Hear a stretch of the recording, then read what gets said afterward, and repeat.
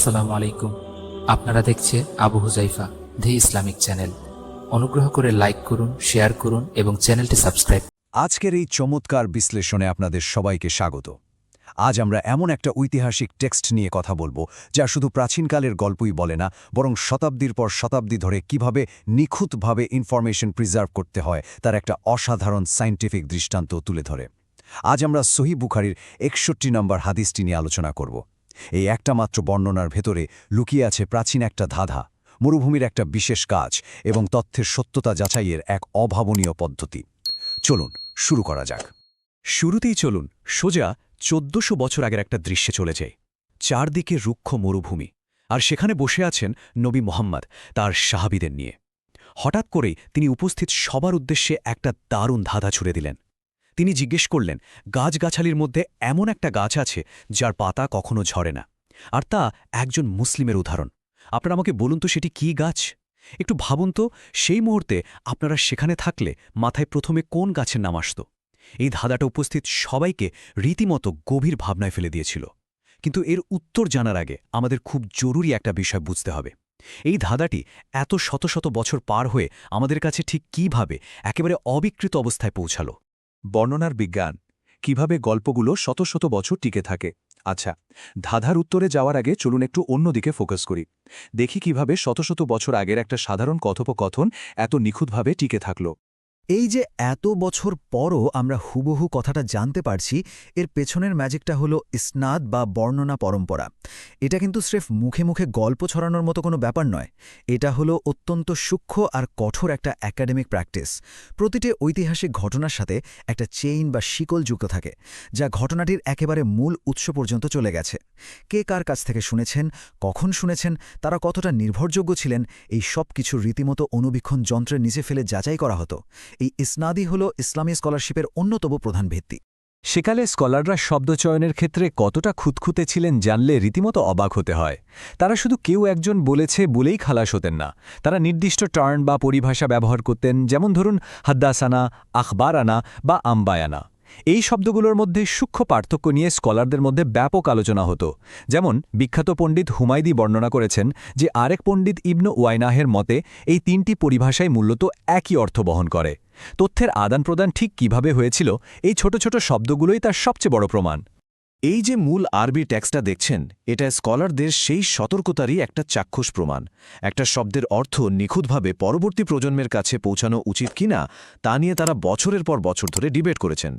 এটা আসলেই কোনো সাধারণ ইতিহাস লেখন নয়, এটা পুরোপুরি একটা বিজ্ঞান।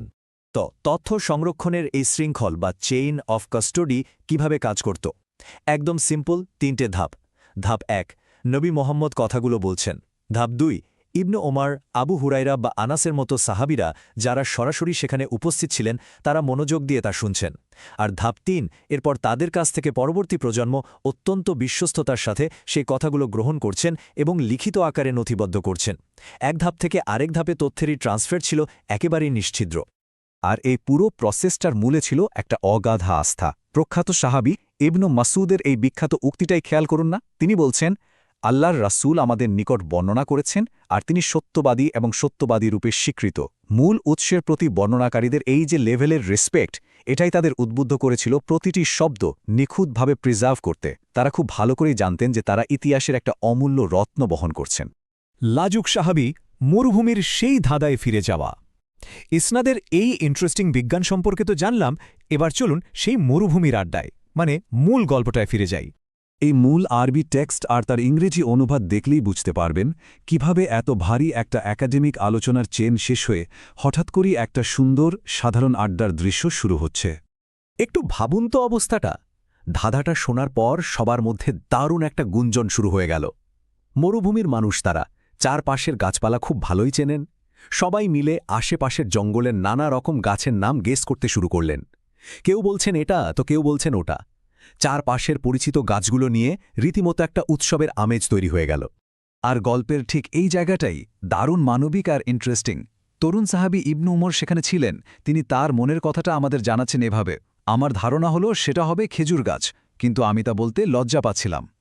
কত কিউট একটা ব্যাপার, তাই না? তিনি উত্তরটা জানতেন, কিন্তু সেখানে অনেক বয়োজ্যেষ্ঠ আর জ্ঞানী মানুষ উপস্থিত থাকায় সির্ফ সম্মানের খাতিরে তিনি চুপ করেছিলেন। এই ছোট্ট একটা বাক্য হাজার বছর আগের সেই মানুষদের সাথে আমাদের যেন একটা ইমোশনাল কানেকশন তৈরি করে দেয়।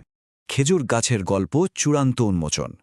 তো যখন কেউই উত্তর মেলাতে পারছিলেন না আর ইবনু উমরও লজ্জায় চুপ করেছিলেন, তখন চলে এলো গল্পের একদম ক্লাইম্যাক্স। উপস্থিত সাহাবীদের কৌতূহল তখন একদম চরমে। নিজেদের মধ্যে আলোচনা থামিয়ে তারা সোজা নবীর দিকে তাকালেন। তারা আর ধৈর্য ধরতে পারছিলেন না। জিজ্ঞেস করেই বসলেন, হে আল্লাহর রাসূল, আপনি আমাদের বলে দিন সেটি কি গাছ? আর ফাইনালি সেই সাসপেন্সের অবসান। তিনি খুব শান্তভাবে উত্তর দিলেন, তা হচ্ছে খেজুর গাছ। কিন্তু একটু ভেবে দেখুন তো, খেজুর গাছই কেন? কারণ মরুভূমির ওই রুক্ষ পরিবেশেও খেজুর গাছ বুক চিতিয়ে দাঁড়িয়ে থাকে। এর পাতা কখনো পুরোপুরি ঝরে যায় না। এর ফল, পাতা, কাণ্ড সবকিছুই মানুষের কোনো না কোনো উপকারে আসে। ঠিক একজন আদর্শ মুসলিমের মতো, যে কিনা যে কোনো পরিস্থিতিতেই ধৈর্য ধারণ করে আর তার উপস্থিতি চারপাশের সবার জন্যই কল্যাণকর হয়। আজকের এই আলোচনার একেবারে শেষে এসে একটা প্রশ্ন রেখে যেতে চাই আপনাদের জন্য। এই যে খেজুর গাছের অটল থাকার কথা আমরা জানলাম, আমাদের নিজেদের জীবনের ক্ষেত্রে বা মৌলিক বিশ্বাসের ক্ষেত্রে এমন কোনো চিরস্থায়ী বৈশিষ্ট্যগুলো আছে যা সেই কখনো ঝরে না পড়া পাতার মতো কাজ করে, যা শত ঝড়ঝাপটাতেও আমাদের টিকিয়ে রাখে? একটু ভেবে দেখবেন কিন্তু। এই সোর্স ম্যাটেরিয়ালের আজকের এই বিশ্লেষণে আমাদের সাথে থাকার জন্য অসংখ্য ধন্যবাদ। আশা করি আজকের এই আলোচনা আপনাদের নতুন করে ভাবতে সাহায্য করবে।